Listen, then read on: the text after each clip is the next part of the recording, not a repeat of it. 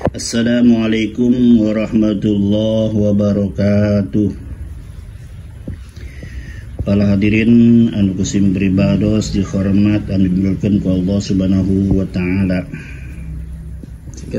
Alhamdulillah urang sadaya parantos kumpul deui nyata sakumaha biasa dina ieu majelis taklim anu mulia.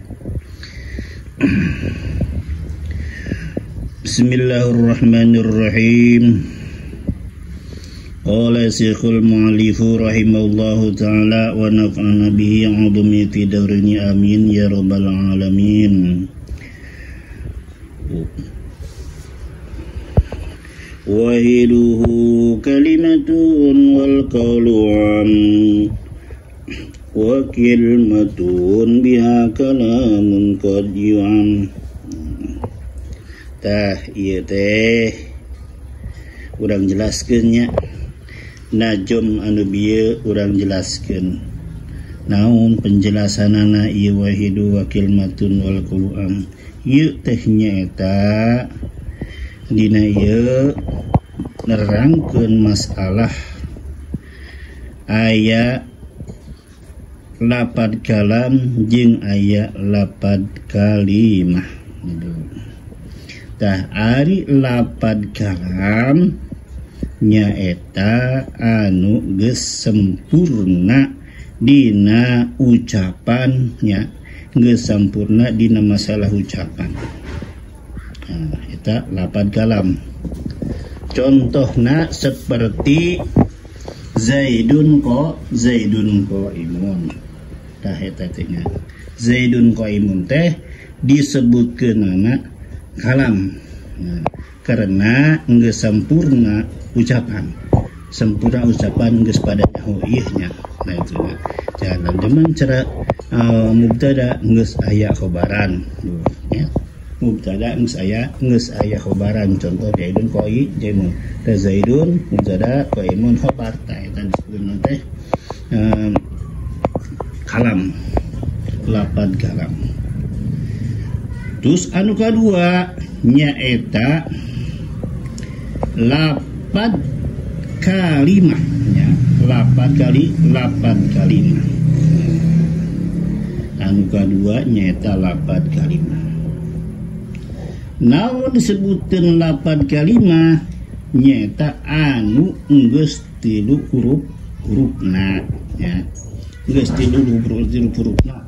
Karena lain geus tilu lapadna, geus tilu lapadna eta disebutkeunana kalimah.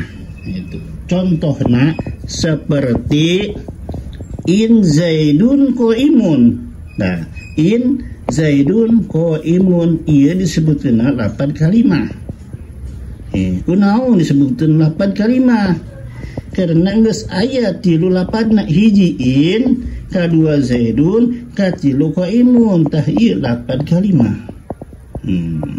Tah eta teh.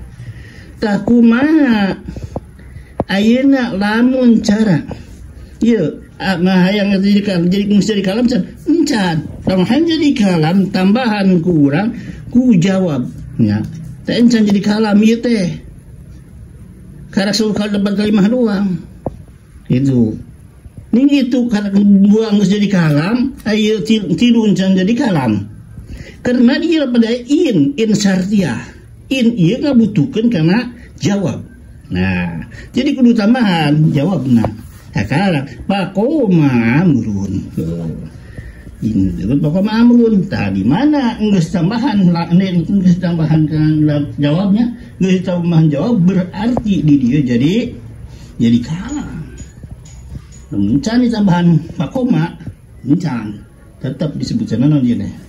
Ngukur lapad kalimah doang tambahan jawabna berarti harak jadi kalam. Nah, jadi lamun ayeuna nyata hayang tadi teh di mana urang hayang nyieun kalimahnya kalam ieu tambahan ku jawab. Lamun can tambahan sanajan geus tilu tetep encan jadi kalam. Nah, iya dari kumaha ayeuna jadi mah kalam. Nah, itunya. Nah, eta penjelasan dina wahidu kalimatun wal kaulam teh tos kitu. Mudah-mudahan urang sadaya sing paham karena ilmu nahu anu aya dina kitab al-bih. Amin ya rabbal alamin. Sakitu banyak pada hari jing urang ngaos deui. Assalamualaikum warahmatullahi wabarakatuh.